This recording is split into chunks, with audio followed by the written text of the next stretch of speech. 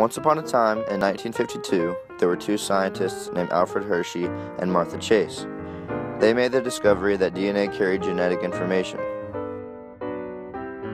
They took a bacteriophage and tagged the protein with a sulfur isotope and the DNA with a phosphorus isotope. They then let a cell be infected by the bacteriophage and saw that while the phosphorus entered, the sulfur did not. The infected cells made more bacteriophages. This meant that DNA was the hereditary material.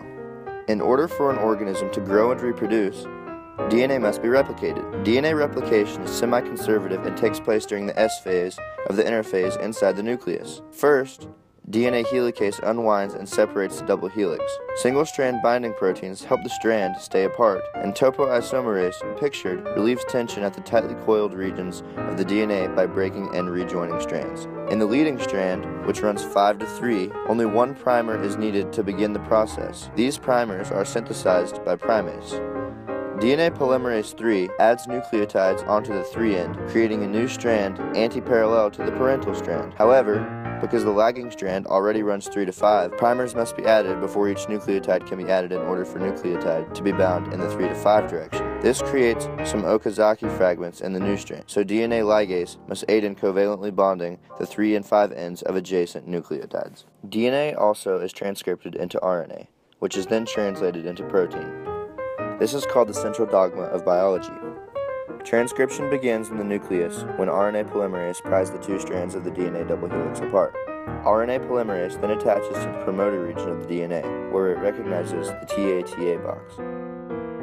Transcription factors then join the polymerase to form the transcription initiation complex. This step is called initiation of transcription. In the elongation step, the polymerase continues to move along the DNA, adding nucleotides to the 3' end of the new mRNA strand. Note that instead of thymine, adenine binds to uracil. A gene can be transcribed by simultaneously working RNA polymerases. Finally, when the polymerase reaches the polyadenylation signal or terminator sequence on the DNA, transcription ends and the mRNA detaches.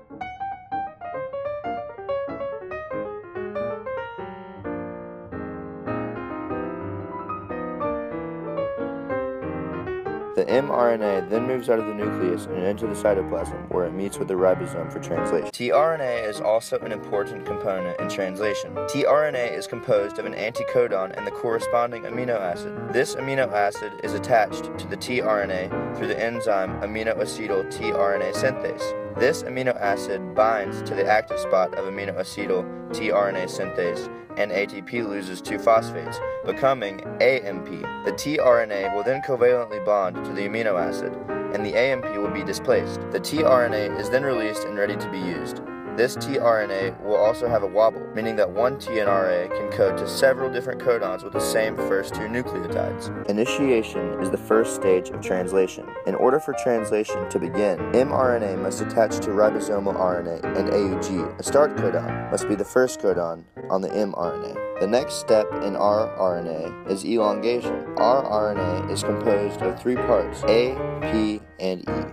The amino acid tRNA site is the first part of elongation, and it begins when the tRNA with the correct anticodon base pairs with its complementary codon on the mRNA. The tRNA will hold the correct amino acid for the mRNA's codon. The P site, called the peptidyl tRNA site, holds the tRNA. At this point, the polypeptide chain is attached to the tRNA. Finally, in the last stage, the exit stage, the polypeptide chain is released from the current tRNA in the P site and reattached onto the tRNA site.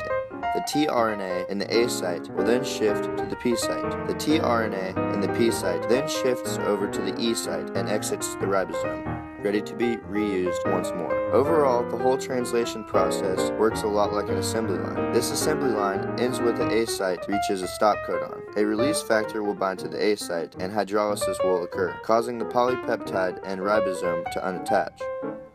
Translation produces a primary protein. A chaperone protein will then help the protein to fold into its secondary or tertiary form. Creating proteins is the role of mRNA, rRNA, and tRNA, but the amount of proteins made must be regulated. This is where operons come in. Operons are composed of the operator, the promoter, and the genes they control. Within the operon, the operator is like a light switch. It regulates whether RNA polymerase can access the genes. When the RNA polymerase binds to the promoter, RNA synthesis can begin. However, repressors turn off the switch and block the attachment of RNA polymerase to the promoter. In this example, CAP positively regulates protein synthesis. When CAMP binds to CAP, CAP binds to the promoter, increasing the attraction between RNA polymerase and the promoter. Homeotic genes are essential for organisms because they control pattern formations. This basically means that homeotic genes, or Hox genes, are in charge of the body plan for an organism. When there is a mutation, it most likely results in embryonic death, so the organism never survives. However, some recessive mutations allow the organism to live. In our simplified example, the ant has a mutation of Hox genes and ends up with an extra leg.